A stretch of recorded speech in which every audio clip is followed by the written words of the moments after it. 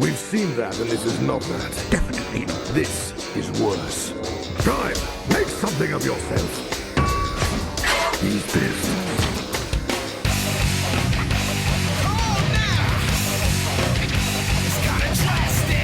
Recalibrate Unit 1 system to raise configuration. Connection terminated. I'm sorry to interrupt you. If you still even remember that name.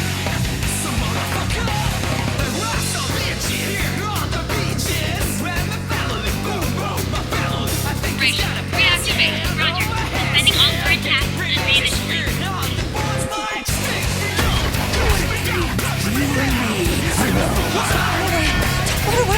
Don't run away!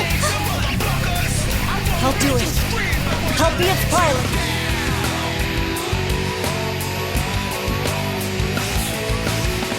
But I'm afraid you've been misinformed.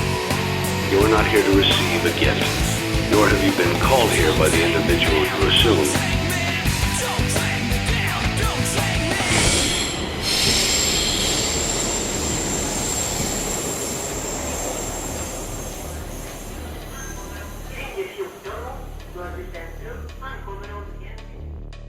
I love robots.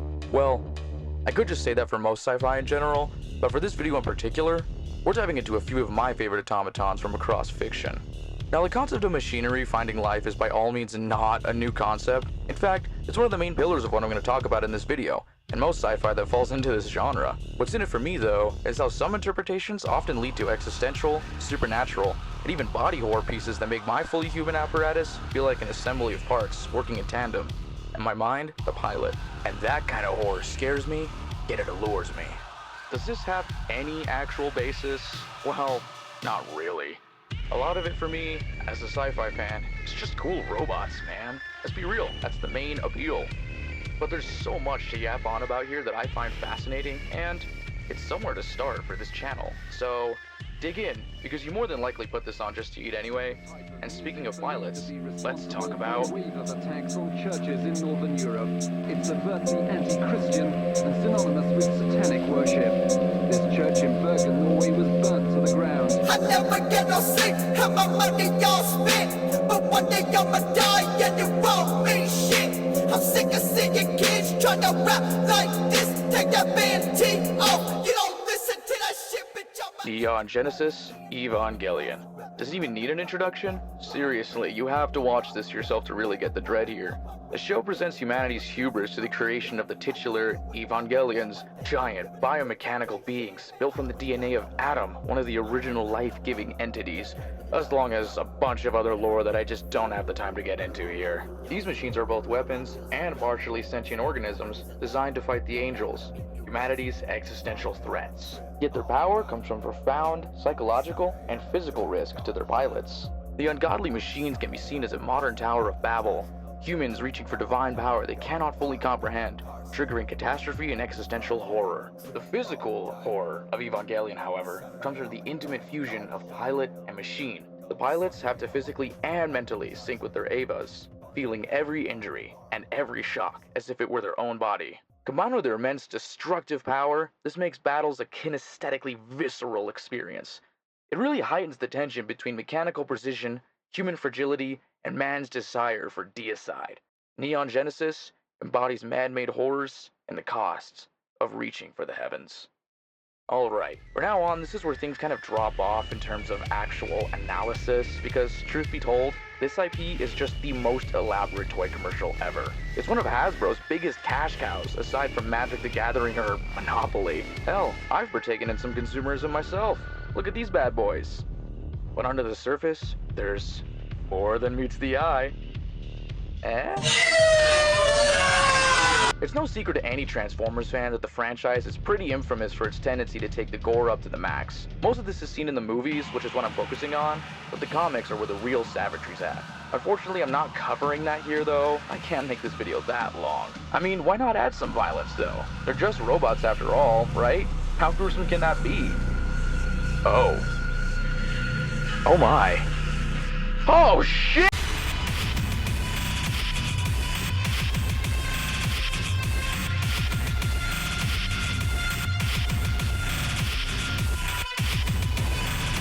We will kill them all.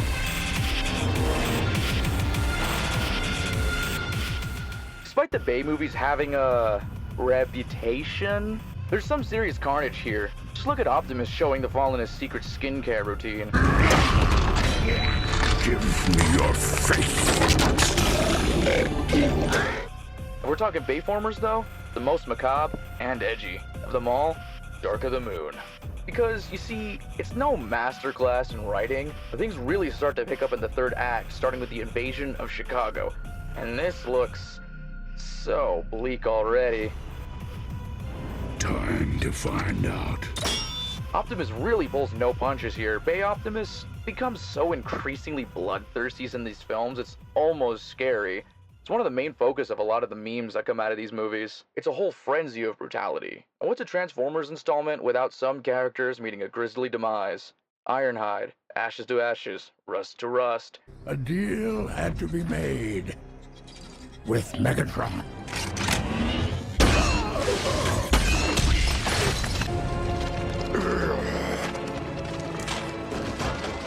Shia LaBeouf and his friends sliming out Starscream piece by piece.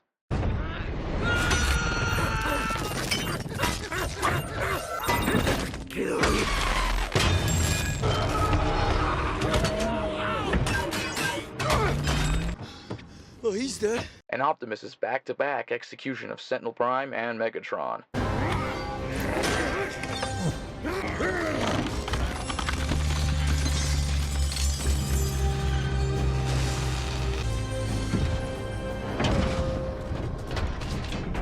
No, Optimus!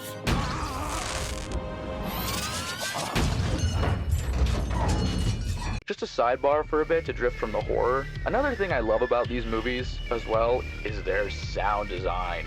All of the transformations here sound so alien and mechanical in a way that just makes their hulking presence beautifully intricate and imposing. Just listen.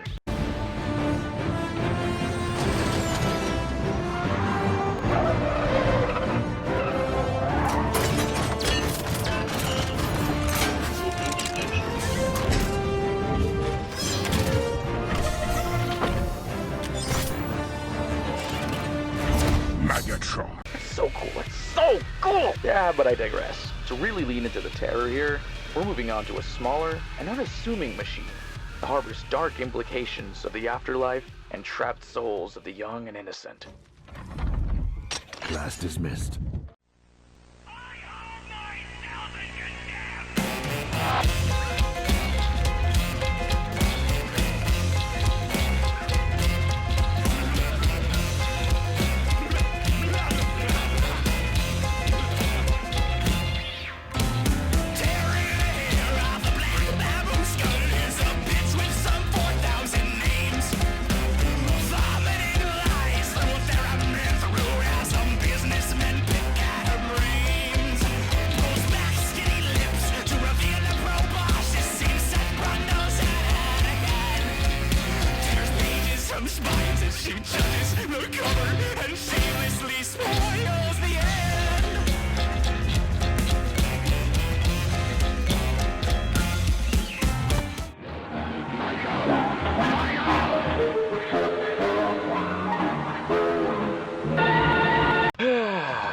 FNAF.